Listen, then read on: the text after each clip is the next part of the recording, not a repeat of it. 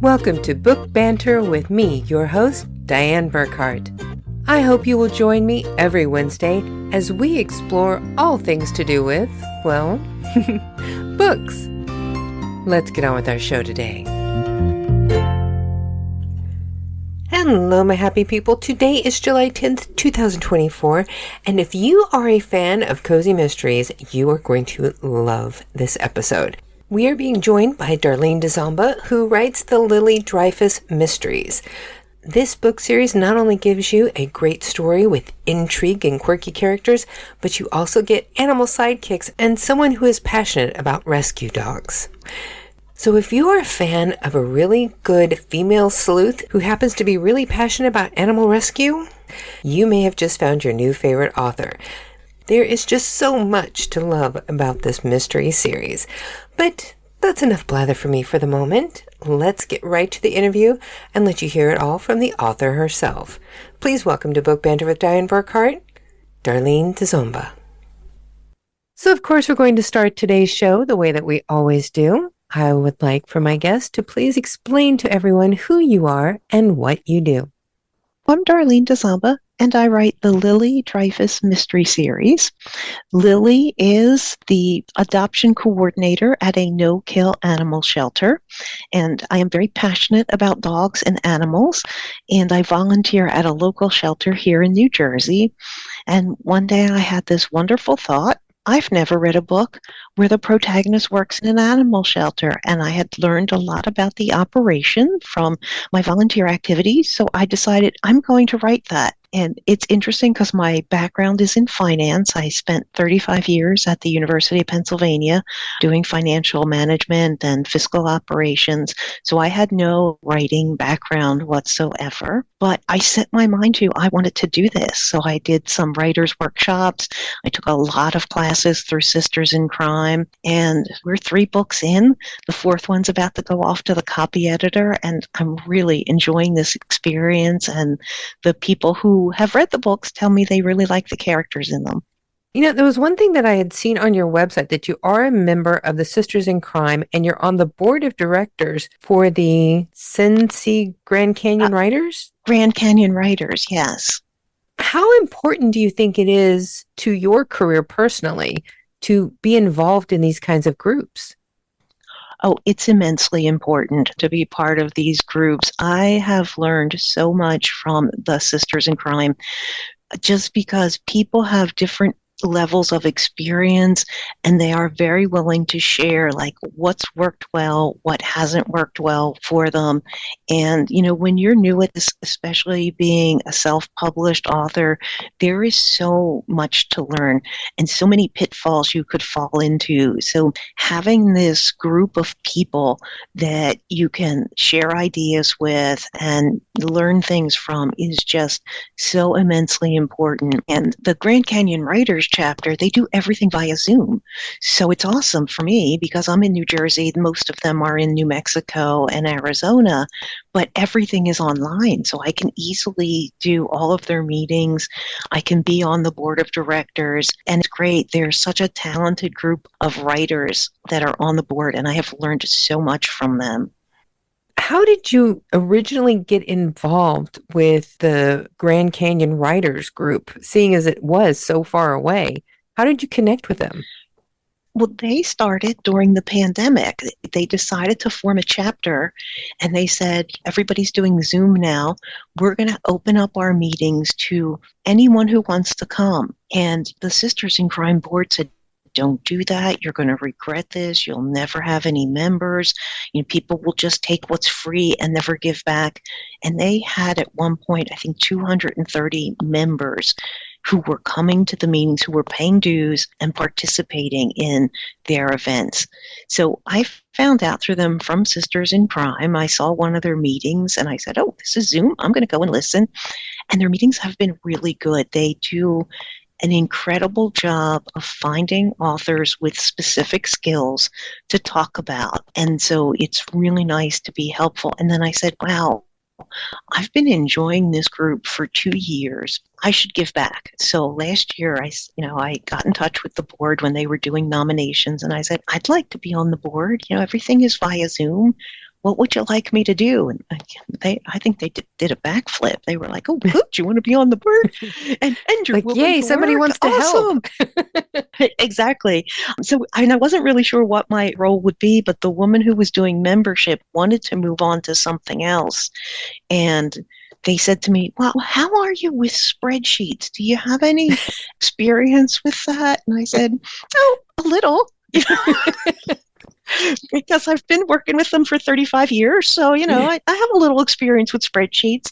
And so I became their membership chair. And I actually really like it. I was at Malice Domestic this weekend, and someone sat down next to me, and I said, oh, your name sounds familiar. Are you by any chance part of Grand Canyon Writers? And it was like this smooth transition to, sit down and have a conversation with someone, because they were. And they were like, oh, you're on the board. That's great. I was like, yeah, you should join the board. And it sounds like you're having a lot of fun with it. I really am.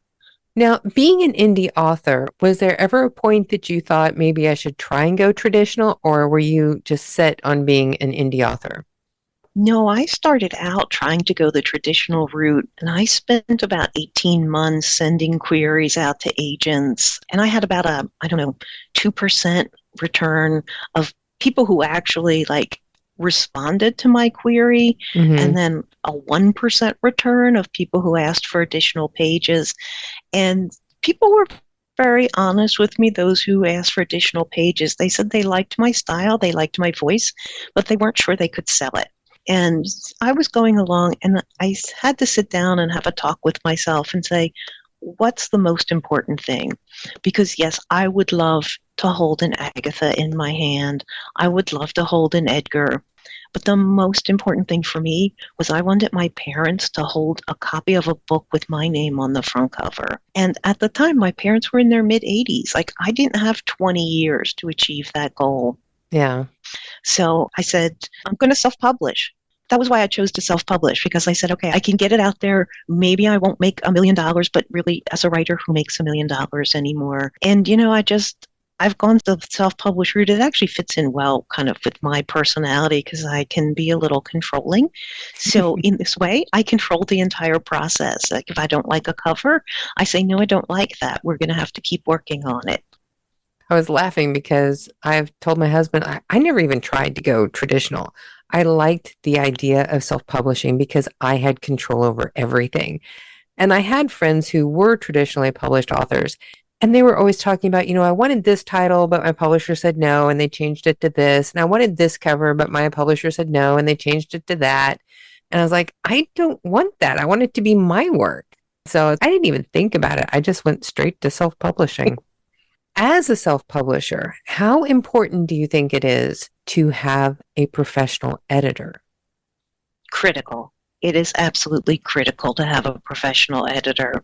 And I found someone through another self-published author who, we had connected, and she was kind of mentoring me and said, I've got the best copy editor you'll ever find, and I'll share him with you. And I was like, oh, awesome. And I have to say that he is spectacular, because he doesn't just edit my grammatical mistakes. He'll change words and say to me, I think what you're really trying to say is this. And when I read it, I'm like, that reads so much better than what I wrote before. So it is critical to have a professional editor. You lose sight of things. When you're writing them, you know what you mean to say. So you think, oh, this sounds great. But when someone else reads it for you, someone who has no investment other than you're going to pay me as your editor, you get feedback with no oh, I can't hurt your feelings or anything of that nature. And I've also found that I have a copy editor, but before I send this into production, I have a professional proofreader also read through it, because when I'm copy editing, I do really stupid things like accidentally delete a letter out of a word or delete a word. And you don't catch that because you expect the word to be there and you expect it to be correct. So it's critical to have professionals helping you along the way. Do you ever use text-to-speech software and listen to what you've written?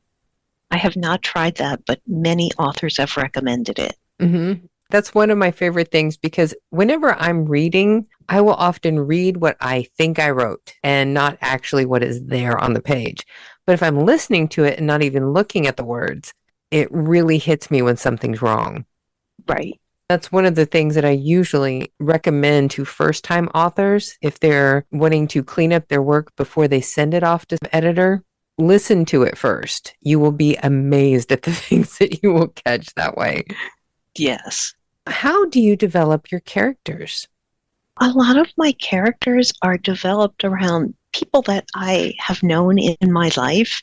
I've had a lot of different experiences. I have a very diverse friend group. I worked at a university, so I worked with a very diverse group of people. So a lot of my characters come from characteristics that, stood out to me from other people. And I've had 2 dogs, and each of them have had an incredibly different personality. I had a Beagle Basset mix who I said, if they ever make Grumpy Old Dogs as a movie, he will be the Walter Matthau character in there because that was exactly his personality. And now I have a terrier mix, and she's the complete opposite. She loves everyone except cats. Cats, she has a complete 180 in personality. So it's really interesting to see the different personality types, not only that people have, but that animals have. And just through those interactions, that's how I develop my characters. See, I think we need to get your dog and my dog together because he loves cats and doesn't like people. Ah, okay. So they're exact opposites. When I'm walking her, I tell people, I'm listen, I have to control her enthusiasm a little. I always have my hand on her back. I mean, you can pet her, but let me just put my hand here or else she'll be in your face. All of these friends of yours that you use to help build your characters, do they recognize themselves in your work? Some of them do, yes. And how do they feel about their representation? So far, everybody said nice things about them, so I'm very glad about that. Interestingly, though, some people think that a person is someone I did not intend that person to be. So, a lot of people say to me, "Oh, Lily is you," and I'm like, "You don't know me that well," because she isn't. I mean, there are things in Lily that are part of me. I love to cook, and Lily's always preparing meals for friends or her brother or what have you. But other than that, really, we like dogs and we like to cook. The rest of Lily is not me. But I had a friend who had these 2 very interesting dogs, and I wanted to use those dogs as characters in my book. And so I was like, well, Linda's going to get a character because I want her dogs. And we were out to dinner one night and talking, and she said to me, I want a character in your book. And I said, oh, good, because I was planning to make a character in the book about you. And she was like, great. So, I was like, just what do you want your character to be called? And she gave me 3 choices, one of which was Tallulah. And I was like, no way, that'll drive the spell check crazy. You cannot be Tallulah. So, so she's Lucinda. And she, she has actually said to me, oh, yes, Lucinda, she's so brilliant, very detail oriented. Nice. So who is Lily Dreyfus? So Lily Dreyfus, honestly, is who I wish I had the courage to have been. So Lily had a very top-level job. She was a social worker at the Children's Hospital of Philadelphia. She got resources for families, helped families who were in crisis because they had a sick child or they had a domestic situation that was going on. But Lily was getting burnt out. All of that pressure and seeing all of that sadness was really wearing her down. And one day, one of her friends said to her, you're really getting worn down, and there's a job that I think you would be perfect at. It's the adoption coordinator at an animal shelter, because it's what you do. You find the right resources for people, and you make the correct matches. And here, that's what you would be doing. You would be finding all of these animals who need a home, a place to be. And so Lily took this giant leap of faith and left this very high-level professional job, where she had to have all these certifications, and took a job nobody would really expect someone with a master's in sociology to go and take. And I respect her for that, because I never would have had the courage to take that leap. So, I'm a writer, but I was writing while I was still working my finance job, because that was paying the bills. Mm-hmm. You know, it's great to do something you really love to do, but at the end of the day, there are bills that you need to pay. So that's really the thing about Lily that I really like. And Lily is the oldest sibling of four, so she's the one who's kind of always giving advice and leadership to her siblings and to her nieces and nephews. I'm the youngest. Everybody says I'm just spoiled. I say that my parents finally got it right. And so why keep on trying once you achieve perfection? Where do the mysteries come in? Well, the mysteries come in with things that Lily experiences and things that I've experienced. So, my very first book, Clues from the Canines, Lily comes to work and she gets a call from the state police. They've done a wellness check on someone and found him dead. And he has a dog, and they would like the shelter to house the dog until they do their next of kin notification. And Lily says, "Of course, we've done this before, no problem. You'll bring the dog in," only to find out that the man who's dead is her boyfriend. So Lily has to deal with the grief and the suffering of having lost her boyfriend, finding out in this very shocking way, but still pull herself together and be a professional in the workplace. And, you know, I've had situations where I'm like, I'm dealing with something really hard, but none of my coworkers know about it. And, you know, you have to just pull yourself together, put that in the back of your mind and focus on what you're focusing on in the moment. So that's really where, like, you know, things come in. But my third book, which we just released in March, is Fire in Dalmatian. And it's about how the home of a hoarder burns down. And one of the things this woman hoarded was cats. Oh. So Lily gets involved because she gets involved in helping to rescue the cats and rehome them after this fire. And that story really came to me. The person was not a hoarder, but one morning I woke up to find 4 fire trucks on my block because the house at the end of the block was on fire, completely destroyed the home. But that smell of wet wood lingered for over a month. It was incredible just to have that. And that shocking feeling of one morning you could wake up and you're running from the house and the only thing you have is the pajamas you wore to bed that night. You've lost everything. And I thought, this is the perfect plot for a mystery. What happens when you lose everything in a minute? You know, I knew I could write a realistic scene because I had been there and I'd experienced being on that block, watching the firemen work, seeing these people who are like, okay, all I have are my pajamas and my slippers. I have nothing else. And watching them cope. Really, the mysteries kind of come from things I've experienced. Well, now you have discussion questions in one of your media kits, and I was curious about this one. It says that Clarissa's backstory delves into a reality that a lot of Americans face, but that isn't often discussed. What is that topic? Oh, so in Clues from the Canines, Clarissa is the cousin of the deceased. And Clarissa was in a great job as a paralegal, but she went on a ski trip and broke her leg. In the time it took for all of the surgeries and rehabilitation, she used up the 12 weeks of family medical leave that you are legally required to give an employee. So at 12 weeks and 1 day, the law firm cut her loose, said, You're done. We're not going to give you a job anymore. So she lost her job, her income, her health insurance, and still could not really work because she couldn't stand on the leg that was broken. And so this actually came from a friend of mine who had a similar experience, not with a broken leg, but at 12 weeks and 1 day was told, You're done. You don't have a job anymore. And so they were going through this medical treatments that suddenly when you lose your insurance, oh, you used to have a $50 copay. Well, now if you want that chemotherapy treatment, it's going to cost you $10,000 to have.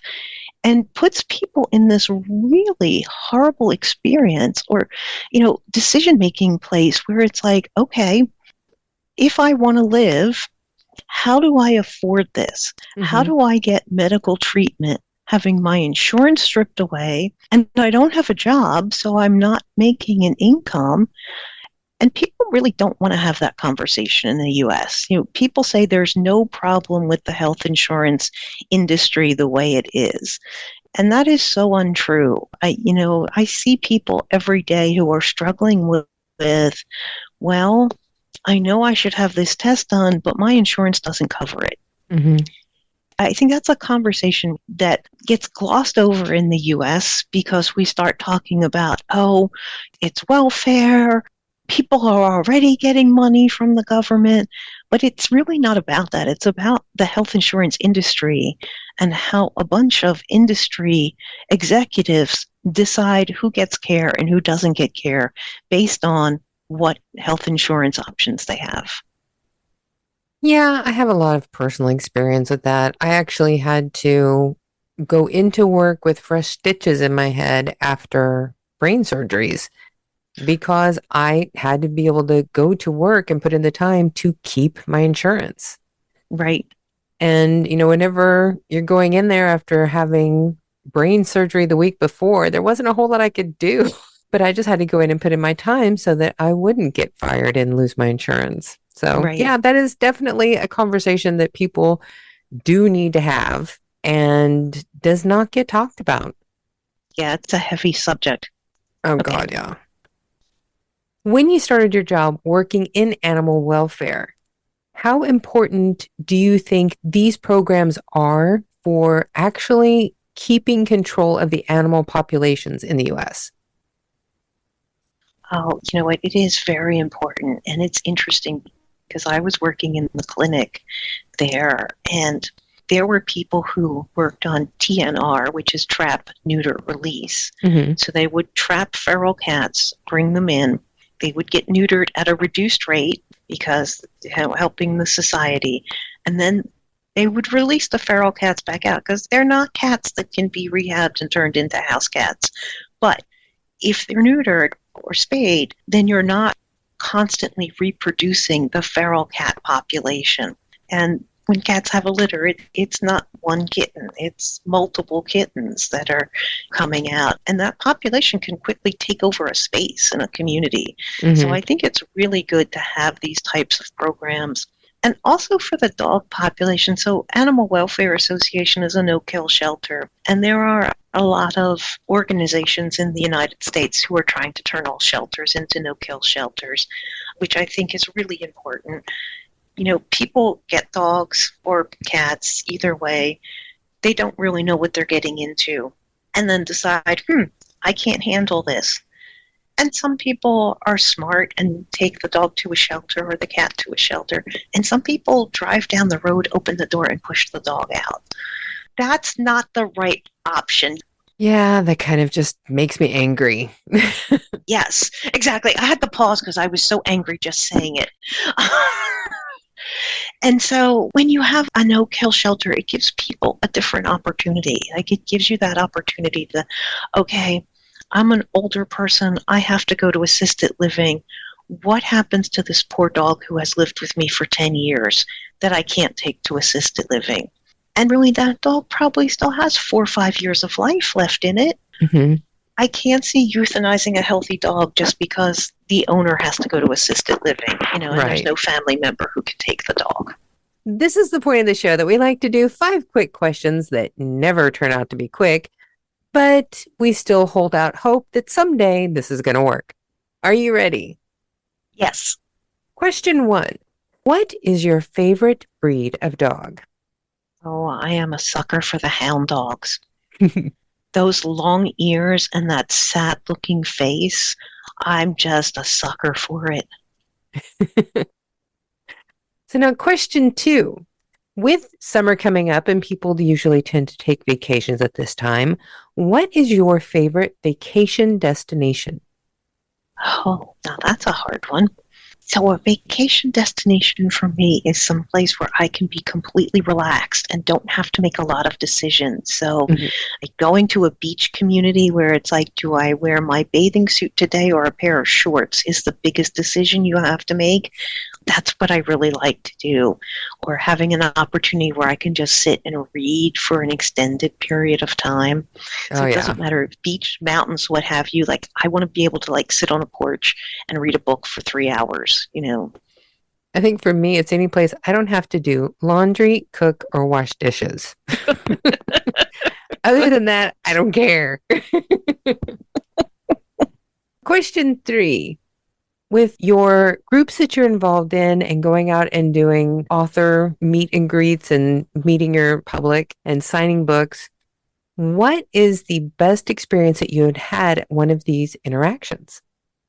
I did a book signing last year at my local library. And, I sent the word out to friends, neighbors, and I am telling you, my friends showed up in force. I was actually in awe at one point because my mom was there with me, and I was like, Mom, look, there's a line. There's a line of people waiting to see me. And so that was just amazing to me because, this is a passion. I enjoy doing it. But to see people waiting in line to buy my book and chat with me was just amazing. Like, it was eye-opening. That would be a fantastic experience. Because I think that's one of the big fears that a lot of, especially indie authors and new authors, is if they go and do a book signing and a meet and greet that nobody shows up. Exactly. Question 4. Where do you get the names for your dogs? In the books, not your personal dogs, the books.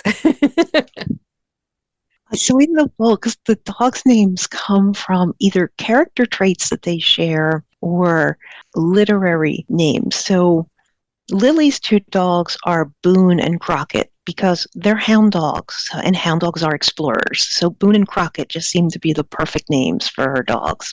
Nice. Whereas her friend Mickey Sterling, her dog is named Nero, and she says he's Nero for Nero Wolf because her mother was a big reader, and she was named Mickey Sterling. She was named Mickey for Mickey Spillane, and she has 2 brothers, Raymond and Chandler. So when she got a dog, the dog had to have a literary name in some way, shape, or form. Now, do you use that same system to name your own dogs? No, it's interesting because my Beagle Basset mix was Tugger, named for Tug McGraw, a famous Phillies relief pitcher. And I said to people found this really hysterical. I'm like, he kind of looks like Tug. Like, look at his face. He's got those big round eyes, and his ears frame his face, just like Tug's hair used to frame his face. And their eyes would start to glaze, and they would say, oh, okay, Darlene, sure, that's right. So, after Tug passed away and I found my next dog, I had all these sports names in my head for the dog. Because there was Schmitty and Lefty and Doc, and there were all these great Phillies names out there. And then I fell in love. Well, I should say I got chosen by a dog that's female, and I was lost. I was like, I don't have any female names in my head. Oh my goodness, what am I going to do? But I am a huge jazz fan, and I like the music of Billie Holiday, so she became Billie for Billie Holiday. Oh, I love Billie Holiday. Billie Holiday, Nina Simone, Bessie Smith. Yes. Like all the old women of jazz and blues are such amazing singers. Question 5. With summer coming up and you being part of our summer read suggestions, who do you suggest people read for the summer? I just finished a fabulous book called Devil's Chew Toy. It's written by Rob Osler. And if you like quirky characters, I just did this, my review on Goodreads was, Rob puts the Q in quirky. He really does. A really good book, and I enjoyed it. Another person who I've read recently who I found was fantastic is Karen Odden, Odden. She writes the Mickey Caravan series, and it's set in the late 1800s in London. She is a fabulous writer. The plot is very detailed, and her characters are so well developed. You feel like you know these people, like you would have dinner with them. So both of those writers are good. And if you like dogs, my hands down favorite dog writer is Spencer Quinn. He writes a series called Chet and Bernie, and everything is written from the dog's perspective. So they are hysterical because the dog just has a much different viewpoint than human beings would. So they're really good, but the plots are also really well developed. So you're not just reading this comical dog. You've got a really good plot holding the book together. Those are great suggestions. Thank you for that. Oh, you're welcome. So that's one thing I tend to spend a lot more time reading during the summer. I love finding great summer read suggestions for everybody, because I know there's so many other people that love going to the beach and reading or just hanging out in the backyard. It's like, gotta enjoy the summer, and nothing is better than sitting out in good weather with a good book. Exactly.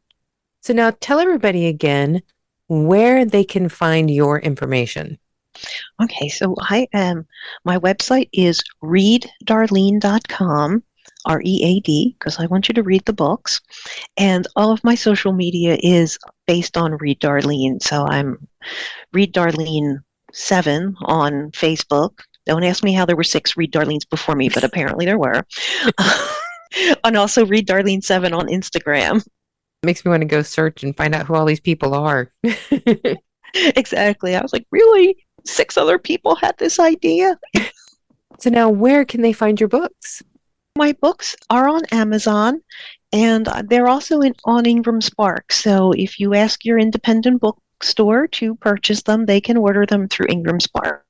And of course, all of the contact information to find all of your books in the Lily Dreyfus Mystery Series will be available in the description of today's podcast, on our website, and in the summer issue of Book Banter magazine. I cannot thank you enough. This has been so much fun, and I love the fact that you have dogs throughout your book series, because I am a huge dog fan, and I love reading books that have great dog characters too. And I know there's lots of other people who feel the same way. This has been so much fun. Thank you so much for having me on. So there you have it, my happy people. What a fantastic interview with Darlene Dziomba, and her Lily Dreyfus mysteries are such a great read. If you need a good cozy mystery to read while you lounge on the back patio with a cold drink on a warm summer night, the Lily Dreyfus mysteries are a good place to start. So go check her out on her website, readdarlene.com, and all of her social media. Now, next week we have Takia Smith. She is the author of Single Mom and the City, Create Time, Money, and a Rich Life. But we are talking to her mostly about her coloring books that she has. She has one specifically for boys and one for girls. They are empowering coloring books that they can doodle, dream, and discover. They are the I Love Me, colorful, and creative books. And they are so adorable and so much fun. It makes me want to get a couple just to sit around and color at home. And speaking of great summer reads, don't forget to go to burkhartbooks.com and check out my books that I wrote as Dianne Burckhardt. We have the 7 novella series, the Into the West Saga serial. It is an award-winning historical fiction family saga. It's a clean read with wonderful family stories. So if you're looking for something else to read this summer, why not give my books a try? You can find an excerpt from Chapter 1 of Into the West, The Orphan Train, which is Book 1 in my Into the West Saga serial, in the current issue of Book Banter magazine. We will be featuring an excerpt from Book 2, Into the West, A New Home, in our next issue. Don't forget to come back next week, and be sure to go check out our current issue of Book Banter magazine with full articles on Darlene Dziomba and Takia Smith, and everyone else who's appeared in our June and July Book Banter with Dianne Burckhardt podcast episodes. We have had so many great summer reads authors, you don't want to miss a single one. If you enjoy listening to Book Banter with Dianne Burckhardt, the Book Talk podcast, you can help us to continue bringing you great content by buying an issue of Book Banter magazine. For just $2.99, you get a downloadable PDF version of the magazine that you can keep forever on your computer, or it just gives you access to be able to read it online whenever you want at burkhartbooks.com. You get to decide how you access your copy. But now that's enough for today, folks. I have had some technical issues, which is why this episode is getting out a little bit later than normal today. But everything finally came together and we got a great interview for you. Now you know what time it is. It is time for you all to go forth and be really happy that I finally pulled this one together.